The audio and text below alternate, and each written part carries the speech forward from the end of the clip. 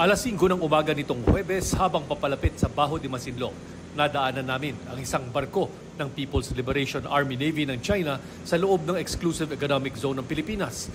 Ito pa ang nag-radio challenge sa mga Pilipino, pero tumigil na ito sa kakasunod sa BRP Dato Tamblot ng Bureau of Fisheries and Aquatic Resources nang marating ang 28 nautical miles mula sa Baho de Masinloc.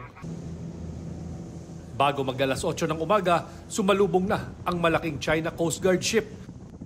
Kasunod nito ang mga Chinese Maritime Militia Vessel, mga malalaking fishing boat na kontrolado ng China Coast Guard.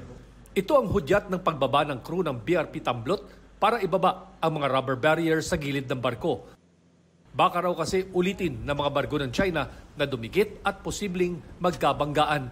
Ilang beses tinangkang humarang at malapitang dumaan sa harap ang China Coast Guard ship, pero naiwasan naman ng kapitan ng mas maliit na BRP Dato Tamblot. Habang nakikipagpatintero sa mga Chino, isang eroplano ng BFAR ang paikot-ikot. Ilang beses din nag-radio challenge ang China Coast Guard na sinagot naman ng mga taga-BFAR.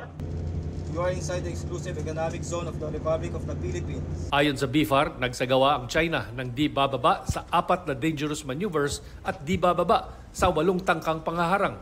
Pagdating ng BFAR sa 1 nautical mile mula sa Bahura, dali-daling nagsidatingan ng mga mangingisdang Pilipino. Namahagi noon ng BFAR sa 19 na Filipino fishing boat ng 21,000 liters ng crudo at grocery items at bigas.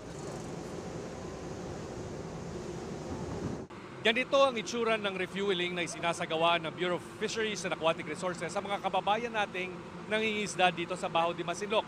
Habang kinakargahan ng kanilang mga dalang drum, nakabantay naman ang mga malalaking barko ng Chinese Coast Guard. Ang floating barrier na inilagay ng China hindi pa rin natanggal ng BFAR dahil sa pangaharang at pagbabantay ng China Coast Guard. Tinangka nila itong alisin noong gabi ng Huwebes, pero nabigo ang mga diver dahil nagbabantay raw roon ang China Coast Guard. Biyernes narating ng GMA Integrated News ang Bahura gamit ang rubber boat ng BFAR, pero hinabol at binuntutan kami ng ibinabang rubber boat ng China. Nakausap namin dito ang mga Pilipinong mangingisda na sanay na raw sa pagmamasid ng China. Hindi naman daw sila pinakikialaman ng mga Chino kung hindi sila tutungtong sa mismong Bahura o lalapit sa Bukana o Lagusan papasok ng lagoon. Mga nakaraan di ba sir nung pumunta yung BFAR dito? Oo. Nakaraan na sila na i-water cannon pero ngayon hindi. Hindi sila ganong agresibo.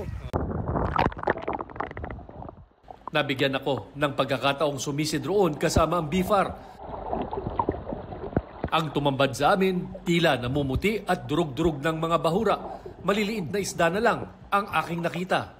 Ang mga isdang nabebenta sa mga palengke, hinuhuli pa raw sa mas malalim na parte sa palibot ng bahura. Sabi ng BFAR, posibleng may kinalaman dito ang mga Vietnamese at Chinese fishermen na gumagamit ng cyanide sa pangingisda. Kwento raw sa kanila ng mga mangingisda, sadyang sinisira ng China ang Baho de Masinloc para di pangisdaan ng mga Pinoy.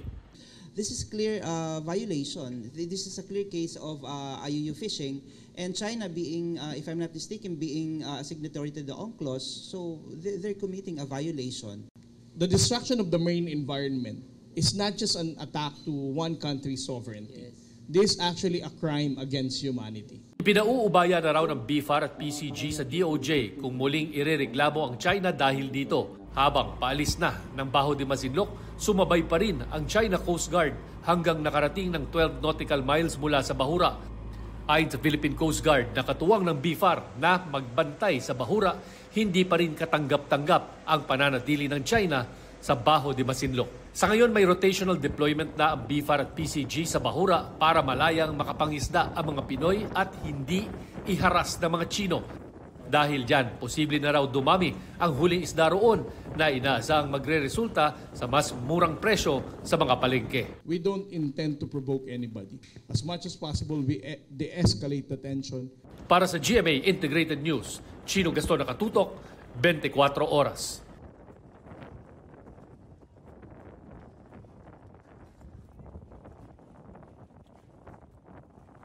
Mga kapuso, patuloy na tumutok sa mga balita. Mag-subscribe sa GMA Integrated News sa YouTube.